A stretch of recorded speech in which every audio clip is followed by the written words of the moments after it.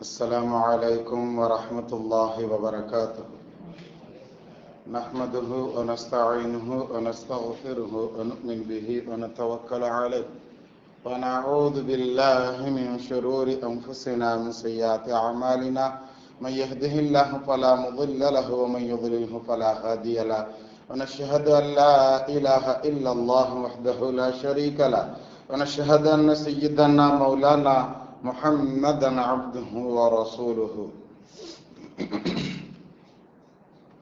قال الله تعالى في القرآن العظيم والفرقان المجيد: أعوذ بالله من الشيطان الرجيم بفضل بسم الله الرحمن الرحيم. ولا تطع من أغفلنا قلبه عن ذكرنا واتبع هواه وكان أمره فرطا. صدق الله المولانا العلي العظيم. رب اشرح لي صدري ويسر لي أمري واحلل عقدة من لساني يفقهوا قولي. سبحانك لا علم لنا إلا ما علمتنا إنك أنت العليم الحكيم. புகழ் அனைத்தும் அல்லாஹ்வுக்கே சொந்தம்.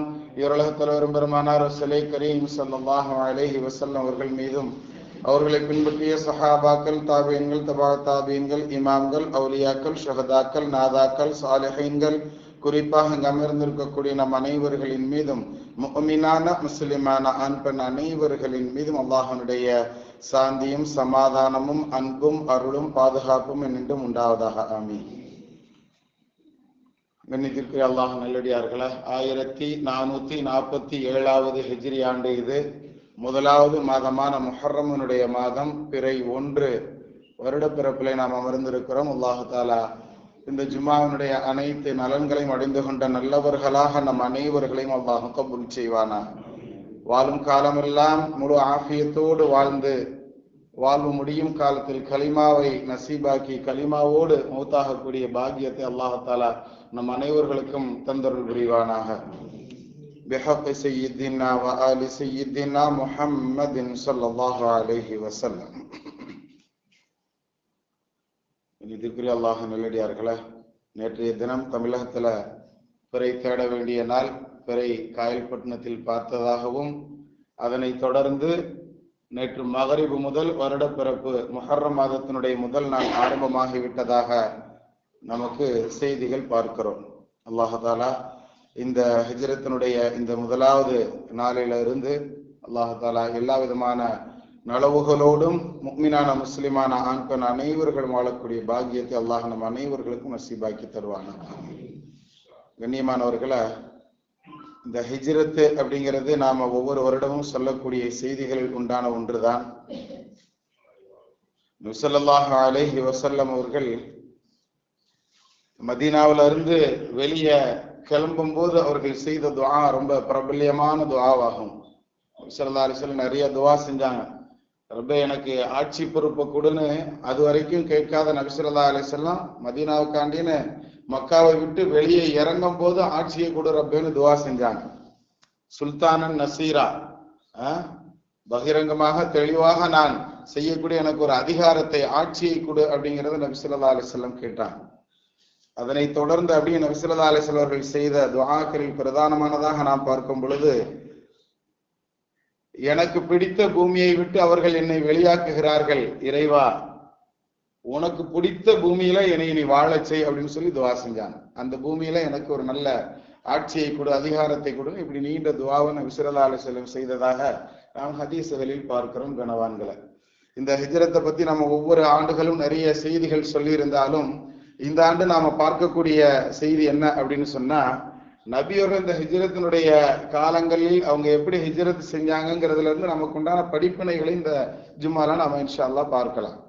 நபி ஸல்லல்லாஹு அலைஹி வஸல்லம் அவர்கள் துஆ செய்த இந்த விஷயத்திலிருந்து நம்மளுக்கு கிடைக்க பெறக்கூடிய தகவல் என்ன, நமக்கு கிடைக்க பெறக்கூடிய படிப்பினை என்ன அப்படிங்கிறத பத்தி நமக்கு இமாம்கள் சொல்லும் பொழுது ரொம்ப அருமையாக சொல்லி தரக்கூடிய செய்தி தான், நபி அவர்கள் துஆ செய்வதில் சுணக்கம் காட்டியதில்லை. நபி அவர்கள் துஆ செய்யும் பொழுது அசால்ட்டாக இருந்ததில்லை. நபி அவர்கள் துஆக்கள் செய்யும் பொழுது கவனக்குறைவாக இருந்ததில்லை, பொடுபோக்காக இருந்ததில்லை. எப்ப எப்ப எதை எதை எங்கெங்க கேட்கணுமோ அதை கரெக்டா அந்த நேரத்துல அல்லாஹ் இடத்துல கையேந்தி இருக்கிறார்கள். அதுல எந்த காலத்திலும் நபி அவர்கள் அசால்ட்டாக இருந்ததில்லை அப்படிங்கிறத நமக்கு என்ன செய்யறாங்க, வரலாற்று ஆசிரியர்கள் நமக்கு எடுத்து சொல்லி தர்றாங்க கனவான்களை. நபி அவர்கள் கேட்ட அந்த துஆவினுடைய பரக்கத்து 53வது வயசுல நபி ஸல்லல்லாஹு அலைஹி வஸல்லம் அவர்கள் அந்த ஊரை விட்டு வெளியே வர்றாங்க. அவர்கள் மௌத்தா போனது 63வது வயது என்பதாக சொல்லப்படுகிறது. கிட்டத்தட்ட இந்த 10 ஆண்டுகள் நபியவர்கள் 63 வருஷம் இருந்து என்ன செய்வாங்களோ எல்லாத்தையும் இந்த 10 வருஷத்துல அல்லாஹ் தஆலா கொடுத்தான்னு சொன்னா, அவங்க வெளியே கிளம்பும் போது அவர்கள் ஹிஜ்ரத்தினுடைய நேரத்துல செய்த துஆவினுடைய பரக்கத்து என்பதாக நமக்கு என்ன செய்யறாங்க, பெருமக்கள் சொல்லி தருவாங்க. அதனால நம்மளுடைய எந்த காரியங்களாக இருந்தாலும் எந்த விஷயங்களாக இருந்தாலும் துஆ ரப்பிடத்துல கேட்கக்கூடிய அந்த விஷயத்துல ரொம்ப தெளிவாக இருக்கணும். ஆனா இன்னைக்கு நம்ம துஆ கேட்டோம்னா ஹஜ்ரத் யாருக்கோ கேட்டுக்கிட்டு இருக்காரு, ஹஜ்ரத் யாருக்கோ துஆ கேட்டுக்கிட்டு இருக்கிறாரு அப்படின்னு சொல்லிட்டு எல்லாம் அவங்கவுங்க தஸ்பீ ஓதுறது, தஸ்பீ எண்ணிக்கிட்டு இருக்கிறதுல அந்த விஷயங்கள்ல தான் கவனமாக இருக்கிறாங்க. துஆ செய்தல் அப்படிங்கும் பொழுது துஆ கேட்கிற யாருக்காக சலாம் கொடுத்தோன்னு இமாம் உட்கார்ந்து துஆ செய்யறாங்க. அவருக்கு உண்டான தேவைகளை தனிப்பட்ட முறையில அவர் எல்லாருக்கும் பகிரங்கமா சத்தமா கேட்டுக்கிட்டு இருக்காரு. நாம செய்யக்கூடிய ஒவ்வொரு துஆக்களை பத்தியும் நம்ம ஒவ்வொரு 5 நேர தொழுகையில நாம ஷார்ட்டா என்ன துஆ கேட்கிறோமோ அதை பத்தி நாம பேசினாலே 5 ஜும்மா பேசலாம். அதாவது ஒவ்வொரு நேரத்தினுடைய ஃபஜ்ரினுடைய துஆவை பத்தி மட்டும் நாம ஒரு ஜும்மாக்கு பேசலாம், லுஹ்ருனுடைய துஆவை பத்தி மட்டும் ஒரு ஜும்மாக்கு பேசிக்கிடலாம்னு சொன்னா அந்த அளவிற்கு அந்த துஆக்களில் கருத்து செரிமானங்கள் அதிகமாக இருக்கக்கூடியது கண்ணியவான்கள். அதனால துஆக்களினுடைய விஷயத்துல ரொம்ப கவனமாக நாம இருக்கணும், ரொம்ப அசால்ட்டாக இருக்கணும். எவ்வளவு கவனக்குறைவு அப்படின்னு சொன்னா, துஆவினுடைய நேரங்களில் நாம் எப்படி இருக்கணும், எப்படி நபி அவர்கள் எப்படி கேட்டாங்க, அதன் பரக்கத்தினால் எப்படி எல்லாம் அடைந்து கொண்டார்கள் அப்படிங்கிறதுக்கு வரலாற்று ஆசிரியர்கள் சொல்லும்போது அருமையாக சொல்லுவாங்க. அந்த 10 வருஷத்துல இஸ்லாம் எவ்வளவு தூரம் போயிருச்சு அப்படிங்கிறத பார்க்கும் பொழுது இஸ்லாத்தை பத்தி தெரியாத நபர்களே கிடையாது அப்படிங்கிற அளவிற்கு உலகத்துல எல்லா மக்களுக்கும் இஸ்லாம் அப்படின்னு ஒண்ணு இருக்கு அப்படிங்கிறது தெரியப்படுத்தப்பட்டது அந்த ஹிஜ்ரத்தினோட அதனுடைய பரக்கத்து தான்ங்கிறத நமக்கு சொல்லி தருவாங்க பெருமக்கள். 2 போர் தீனுல் இஸ்லாத்துல நபி ஸல்லல்லாஹு அலைஹி வஸல்லம் அவர்களுடைய காலத்துல நடந்த ஒரு போர் ரொம்ப பிரபல்யமானது பத்ருனுடைய போர். இந்த போரை வச்சு அந்த அரபு கண்ட்ரிஸ் முழுவதும் தெரிஞ்சு விட்டதா, ஏதோ ஏலபாளைகள் அதாவது கிராமவாசிகள் வெறும் விவசாயிகளாக இருந்தவங்க குறைஷிகளை தோற்கடிச்சிட்டாங்களா அப்படிங்கிற இந்த செய்தி அரபு கண்ட்ரி முழுவதும் அப்படி பரவி இருந்ததா. அந்த போரை வச்சு அரபு கண்ட்ரி முழுவதும் ஒரு பிரபல்யம். அடுத்து நடந்த இன்னொரு போர், அது உமர் ரலியல்லாஹு தஆலா அவர்களுடைய காலம் என்பதாக சொல்லப்படுது, உஸ்மானுடைய ரலியல்லாஹு அன்ஹு அவர்களுடைய காலம் என்பதாக சொல்லப்படுது. அந்த போர்ல கிடைச்ச அந்த வெற்றி அதனுடைய பரக்கத்தினால உலகம் முழுவதற்கும் இது போன்று இஸ்லாமியர்களுடைய விஷயங்கள் தெரியப்படுத்தப்பட்டது என்பதாக நம்ம வரலாறுகள்ல பார்க்கிறோம் கண்ணியவான்கள். ஆக எல்லாத்துக்கும் வித்து எது அப்படின்னு சொன்னா நபி அவர்கள் அந்த ஊரை விட்டு கிளம்பி வரும்போது செய்த அந்த துஆவினுடைய பரக்கத் என்பதாக நமக்கு பெருமக்கள் சொல்லி தருவாங்க. அதே மாதிரி நபி அவர்கள் எந்த விஷயத்தையும் சின்ன விஷயத்தை கூட சாதாரணமாக நினைச்சு செய்யல, எல்லாத்தையும் பிளான் பண்ணி கரெக்டா கவனத்தோட எல்லாத்தையும் நடைமுறைப்படுத்தினார்கள் என்பதாக நம்ம வரலாறுகள்ல பார்க்கிறோம்.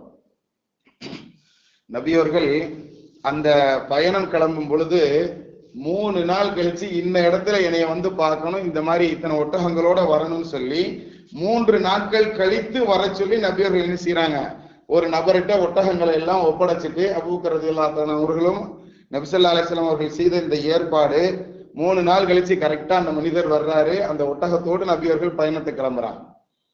வீட்டை விட்டு கிளம்பியாச்சு. வீட்டை விட்டு கிளம்பிட்டு கிளம்பும் பொழுது சொல்றாங்க 3 நாள் கழிச்சு, ஏன்னா எப்படியும் 3 நாள் வலை போட்டு சல்லடை போட்டு தேடுவாங்க அப்படிங்கிறது நபி அவர்கள் உணர்ந்தார்கள். இந்த பயணம் நபி ஸல்லல்லாஹு அலைஹி வஸல்லம் அவர்கள் மட்டும் செய்த பயணம் அல்ல, அவர்களுடைய முடிவால் எடுக்கப்பட்ட பயணம் கிடையாது. அல்லாஹ்வுடைய உத்தரவு, நீங்க கிளம்புங்கன்னு சொன்னா அல்லாஹ்வுடைய உத்தரவு தானே, எல்லாத்தையும் அல்லாஹ் பாத்துக்கிடான்னு சொல்லிட்டு அவங்க வாட்டுக்கு நேரடி பயணமாக என்ன செஞ்சிருக்கலாம், 1.5 நாள் கிட்டத்தட்ட 3 நாளுக்குள்ள அவங்க என்ன செஞ்சிருக்கலாம், மதீனாவுக்கே வந்து சேர்ந்திருக்கலாம். ஆனா அவங்க அப்படி வரல. என்ன 15 நாள் ஆச்சு, கிட்டத்தட்ட 12 நாட்களுக்கு மேலாக அவர்கள் பயணம் செஞ்சுதான் குபாவை போய் சேர்ந்தாங்க. மதீனாவினுடைய எல்லை ஆரம்பம் குபா. அங்கதான் முதல் பள்ளிவாசல் கட்டினாங்கல்ல, நம்ம இதுக்கு முன்னாடி சொல்லியிருக்கோம் இல்லையா. அந்த பள்ளிவாசலை பத்தி அல்லாஹ் தஆலா ரொம்ப சிறப்பாக எடுத்து சொல்லுவான். அப்ப நபியவர்கள் அந்த 3 நாள் பயணத்தை ஏன் 12 நாட்களாக அவங்க ஊர் ஊரா எல்லா இடமும் சுத்தி குறைஷிகளுடைய கையில நம்ம மாட்டிடக்கூடாது, அதுக்கு எவ்வளவு அழகாக பிளான் பண்றாங்க. இங்க இருந்து போய் சவுர் குகையில போய் என்ன செய்யறாங்க, தங்குறாங்க. அந்த சவுர் குகையில 3 இரவுகள் இருந்தார்கள், 3 நாட்கள் இருந்ததாக நமக்கு வரலாறுகள் சொல்லி தரும். அந்த 3 நாட்களுக்கு உண்டான உணவு தேவைகளை நபி ஸல்லல்லாஹு அலைஹி வஸல்லம் ஏற்பாடு செஞ்சாங்க. என்ன உணவு தேவைகள் ஏற்பாடு செஞ்சாங்க. அந்த 3 நாட்களும் குறைஷிகளை பற்றி உண்டான செய்திகள் எப்படி நபியவர்களுக்கு கிடைக்கப்பெறுகிறது, அந்த செய்திகளை கிடைக்கப்பெறதுக்கு என்ன வழி செய்யணும், அங்கிருந்து தகவல் சொல்றதுக்கு ஒரு ஆளை ரெடி பண்றாங்க. அந்த 3வது நாள் நம்ம அங்கிருந்து கிளம்பி போறதுக்கு உண்டான பயணத்திற்கு உண்டான ஏற்பாடாக ஒட்டகத்தை என்ன செய்யறாங்க, 3 நாள் கழிச்சு நீ அங்க கொண்டு வரணும் அப்படிங்கிறதுக்கு ஒரு ஆளை ஏற்பாடு பண்றாங்க. ஒட்டகம் வந்ததுக்கு அப்புறம் எப்போதும் போற பாதையில பயணம் செய்யாமல் மாற்றுப்பாதை சுத்துப்பாதையில போகணுங்கிறதுனால அதற்கு ஒரு தெளிவான வழிகாட்டி வேணும், யாரும் பின்தொடர்ந்துடக்கூடாதுங்கிறதுனால அதற்கு ஒரு வழிகாட்டி நபி ஸல்லல்லாஹு அலைஹி வஸல்லம் ஏற்பாடு பண்ணாங்க. அப்துல்லாஹ் இப்னு உரைக்கத் என்று சொல்லப்படக்கூடிய ஒரு அவருடைய அரபியர்கள் எல்லாமே பேரெல்லாம் இப்படித்தான் வச்சிருப்பாங்க, ஆனா அவர் தீனுல் இஸ்லாத்துக்குள்ள வரல. அந்த மனிதரே நம்பிக்கைக்குரிய மனிதராக இருந்தார். நபி ஸல்லல்லாஹு அலைஹி வஸல்லம் அவங்களை கொண்டு வந்து குபாங்கிற 12வது நாள் அந்த குபாங்கிற இடத்துல கொண்டு வந்து விட்டுட்டு அதுக்கப்புறம் மக்காவுக்கு போய் அபூபக்கர் நாயகத்தினுடைய மகன்கிட்ட போய் தகவல் சொன்னாங்களா, உங்க தந்தையை மதீனால கொண்டு போய் விட்டாச்சு அப்படிங்கிற செய்தி.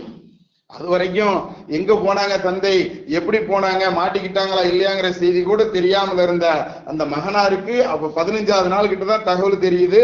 எப்படி தகவல் தெரியுது, நம்ம அத்தாவும் நபி ஸல்லல்லாஹு அலைஹி வஸல்லம் எங்க மதீனாவுக்கு போயிட்டாங்கிற அந்த தகவல் 15 நாள் கழிச்சு தான் என்ன அவ்வளவு நம்பிக்கைக்குரிய ஆட்கள் நபி ஸல்லல்லாஹு அலைஹி வஸல்லம் செஞ்சிருக்கிறாங்க, தேடி பிடிச்சி அவங்கள அந்த மாதிரி யாரை எந்த இடங்கள்ல எப்படி பயன்படுத்தணும் அப்படிங்கிற ரொம்ப பிளான் பண்ணி. சாதாரணமா நாம எந்த விஷயத்தையும் ரொம்ப லேசா எடுத்துக்கிறோம், ஆனா நபி அவர்கள் எல்லாத்தையும் என்ன செய்யறாங்க, கனெக்ட் பண்ணி அதை எப்படி கொண்டு போகணும். இன்னைக்கு உணவு விஷயத்தை பார்த்தோன்னா யாராவது கவனம் எடுக்கிறோமா? சாப்பாடு விஷயத்துல அவ்வளவு அசால்ட்டாக இருக்கிறோம், கிடைக்கிறத வாங்கி சாப்பிடுறோம், வெறும் டேஸ்ட மட்டும் நாம பார்க்கிறோம். கிடைப்பதையெல்லாம் வாங்கி வைத்துக்குள்ள போறது எனக்கு குப்பை தட்டியா?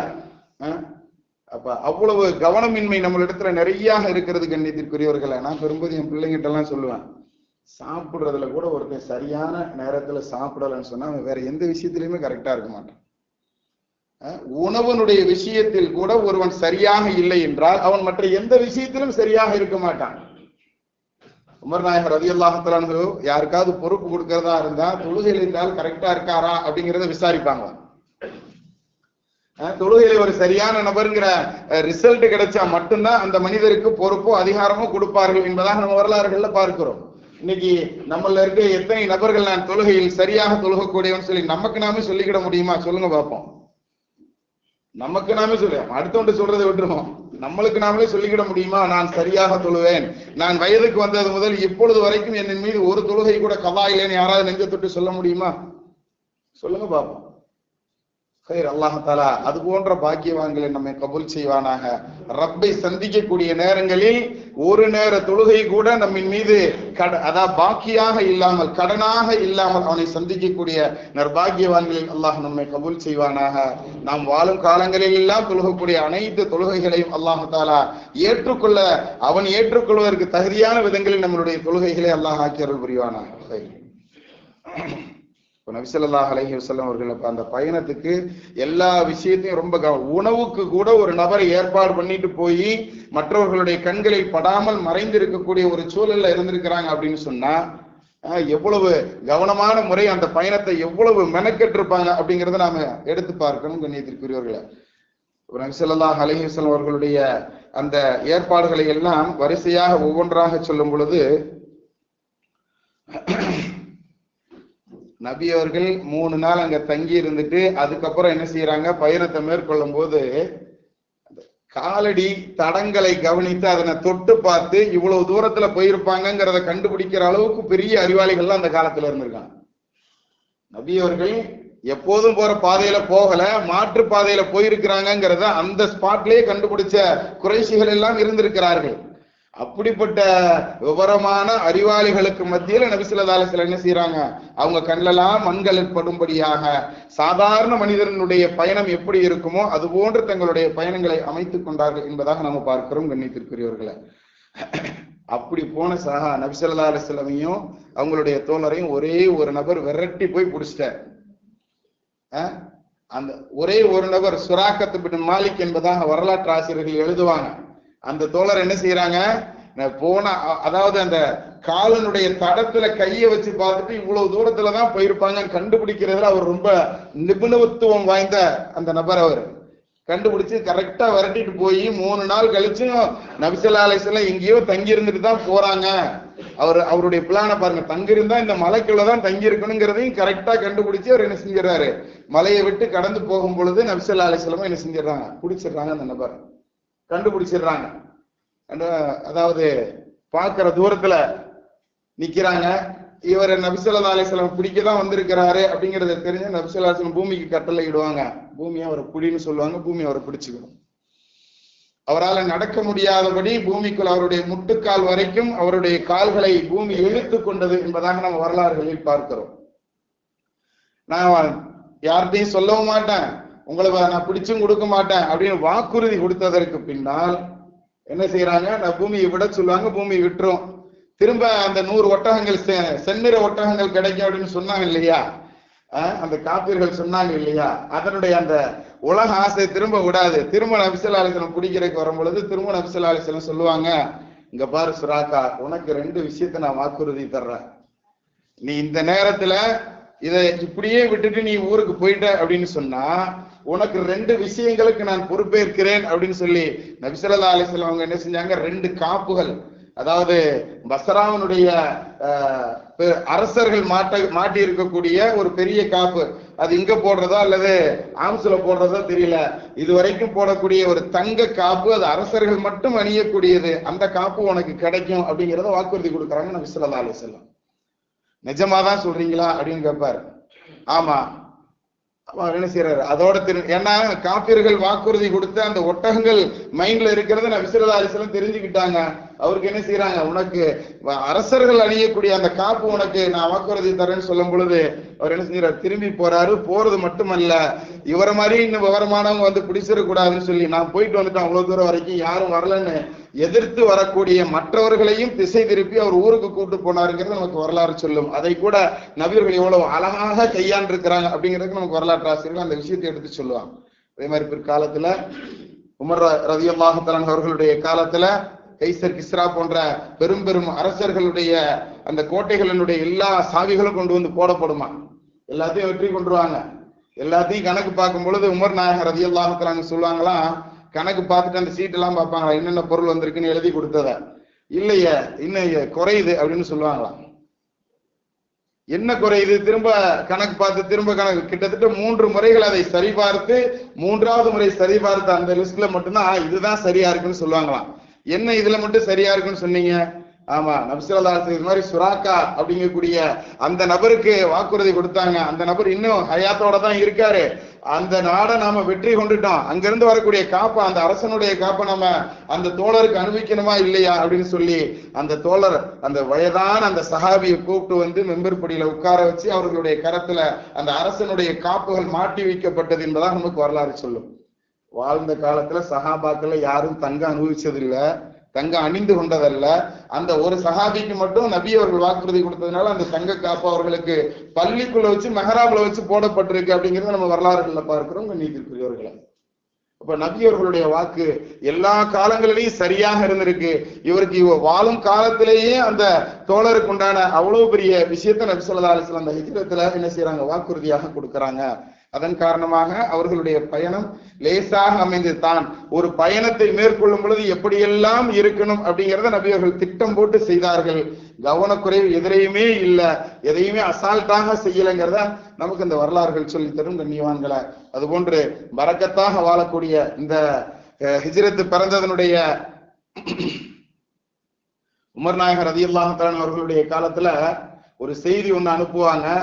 அந்த செய்தி போய் சேரும் பொழுது இது இந்த ரஜபனுடைய மாசமா அல்லது போன வருஷத்தினுடைய ரஜபனுடைய மாசம் எழுதுனதா அப்படிங்கிறது எங்களுக்கு தெரியலையேன்னு சொல்லி அபூ மூஸா அஷ்அரிங்கிற அந்த சஹாபி என்ன செய்வாங்க, பதில் கடிதம் எழுதி அனுப்புவாங்க. அப்ப நம்மளுக்குன்னு சொல்லி ஒரு ஆண்டை நாம் நியமிக்கணும், நாம உருவாக்கணும் ஏதாவது ஒரு விஷயத்த முடிவு பண்ணி அந்த விஷயத்துல இருந்து நம்ம வருஷத்தை நாம கணக்கு வச்சுக்கிடணும்னு சொல்லி இந்த ஹிஜ்ரத் நபி அவர்கள் எந்த வருஷம் செஞ்சாங்களோ அந்த வருஷத்தை முதல் ஆண்டாக நாம கணக்கு வச்சு அதுல இருந்து நாம என்ன செய்யலாம், தொடரலாம் அப்படின்னு சொல்லி உமர் நாயகத்தினுடைய காலத்துல கிட்டத்தட்ட ஹிஜ்ரி 17ல தான் இந்த ஹிஜ்ரத்துங்கிறத நாம முதல் ஆண்டாக வச்சுக்கிடுவோம்னு சொல்லி முடிவு செய்யப்பட்டு அன்று முதல் நாம் என்ன செய்யறோம், இந்த ஹிஜ்ரத்தை கணக்கு வைத்துக் கொண்டு இருக்கிறோம். கண்ணியத்திற்குரியவர்களை, இது உமர் நாயகம் அவர்களின் மூலம் நமக்கு கிடைக்கப்பெற்ற ஒரு பரக்கத்தான ஒரு அடையாளமாக இருக்கக்கூடியதுதான் இந்த ஹிஜ்ரி ஆண்டு.